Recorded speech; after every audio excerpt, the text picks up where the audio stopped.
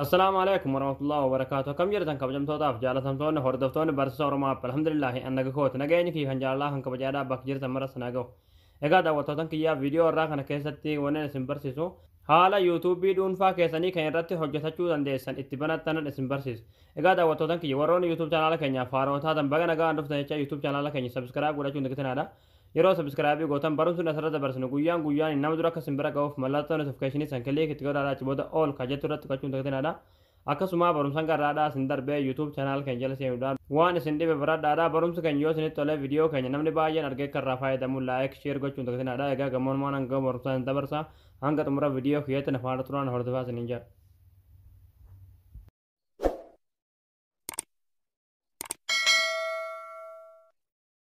Hayya daawwattoota kiyyaa YouTube channel dhuunfaa keessanii kan irratti hojjetachuu dandeessan banachuudhaaf akkaawuntii Google isin barbaachisa jechuudha. Google fi YouTube waan wal qabatuuf jechuudha isin gala.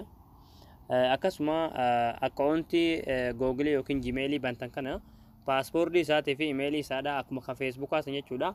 Sammuu keessan keessatti save godhachuu qabdanii yookiin immoo waraqaa irratti barreeffachuu qabdan jechuudha. Maaliif waan YouTube kana fuulduratti dalaguuf deemtaniif jechuudha isin gala. Ammallee warroonni duraan YouTube channel qabdan kan duraanidha hin ta'u jechuudha. Maaliif hin taane jettanii yoo na gaafatan jechuudha. Kan duraanii san yoo emailii fi paaspoortii isaa qabaatan malee hin ta'u jechuudha. Yoo emailii fi paaspoortii isaa hin qabaanne ofirra hattanii haalaan amma isinitti agarsiisu kanaan haarawatti banachuu qabdanii jechuudha. Okay, haarawa banachuudhaaf amma wanti gochuu qabdan jechuudha. Mobaayila keessan matarraa gadanii buutanii achi booda setting irratti kilikni gootanii achi booda gadanii buutanii asirratti jechuudha akkaawuntii sende baaka hab ka irratti kilik gootanii ammallee akkaawuntii iska jihoonatti kilik gootu ammallee gadni buutanii akara gadeeti aada akkaawuntii ka jihoonatti kilik gootu ammallee Google ka jihoonatti kilik gootu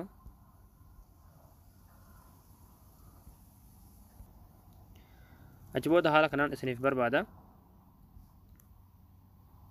Okay, yeroo haala kanaan isiniif jechuudha as gaditti jechuudha create account ka jihoonatti kilik gootu ammallee asirratti kilik gootu. Achi booda asitti jechuudha first name fi last name kanarratti maqaa barreessan jechuudha. Asolitti maqaa keessan asirratti immoo maqaa abbaa keessan jechuudha isin gala. Okay, nama barreessu. Hayyee kinoo akkuma asirratti argaa jirtan kana nama barreeffadheen jira jechuudha. Asolitti maqaa kiyya barreesse asirratti maqaa abbaa kiyya barreesse achi booda next click gootu.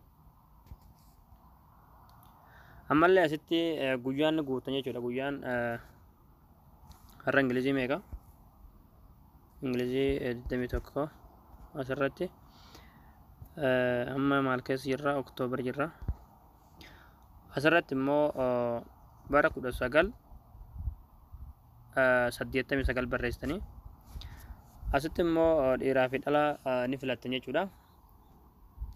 Amma fakkeenyaaf kan irratti haa filadhuuti achi booda next click gootu.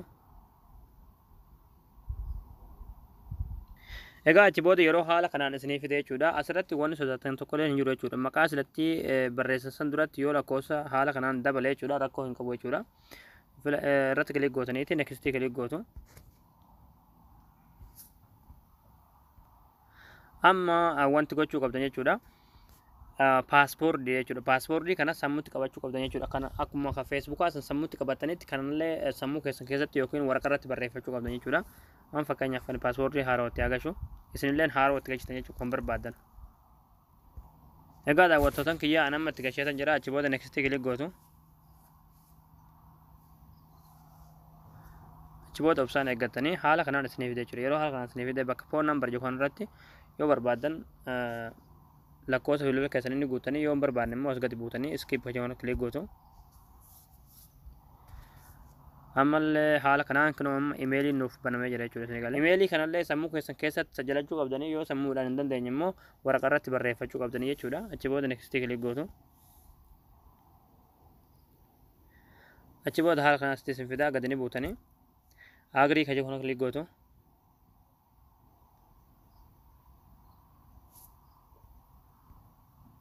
Egaa achi booda haala kanaan isiniif bana jechuudha.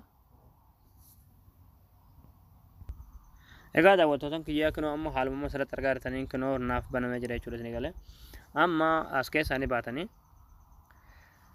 achi booda YouTube keessanii dhuftan jechuudha. YouTube irratti kilik ni gootanii achi booda yeroo haala kanaan YouTube seentan jechuudha. YouTube channel duraan kan qabdan keessaa baatanii haaroo kana seenuudhaaf bakka profile kanarratti click gootanii achi booda xiyya kanarratti click gootanii egaa achi booda haala kanaan emailii googiliidha kan mobaayila keessatti baname hunda isiniif deebi'a. Amma ani kaniin bane kan gadi kan dhumarra jiru kana irratti click gootanii achi booda haala kanaan isiniif dhufa. Deebitanii ammallee bakka profile kanarratti click gootanii ammallee asirratti jechuudha your channel kan jedhu click gootu. Egaa achi booda haala kanaan isiniif fida. Achi booda haala kanaan asolitti jechuudha picture kan jedhu irratti suuraa profile godhadhu jechaa jira. Asirratti immoo name kan jedhu irratti maqaa YouTube keetii kan ittiin banachuu barbaadde kanuma immoo kan biraatii ja'a. Yoo barbaadan kanuma emailii googiliitiin bantan saniin banattanii yoommoo maqaa YouTubeidha kan biroodha barbaadan jechuudha. Asirratti fakkii qalamaa kanarratti click gootaniiti maqaa biroodha barreeffattu jechuudha. Isin galee achi booda save click gootu. Achi booda create channel kan jedhu click gootu.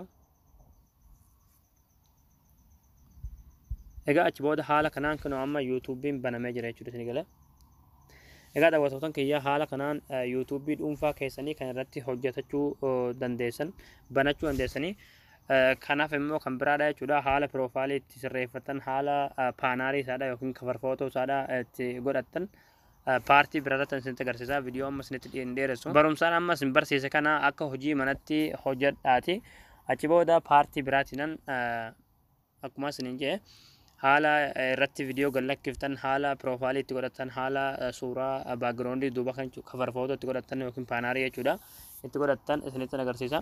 Egaa daawwattoota kiyyaa viidiyoo biraatiin haga walitti deebinutti barnoonni keenya kanarraa asirratti raawwataa barumsa dabalataa argachuudhaaf chaanaala keenyaaf haaraa yoo ta'an subscribe gootanii maatii keenya ta'uu dagatinadha.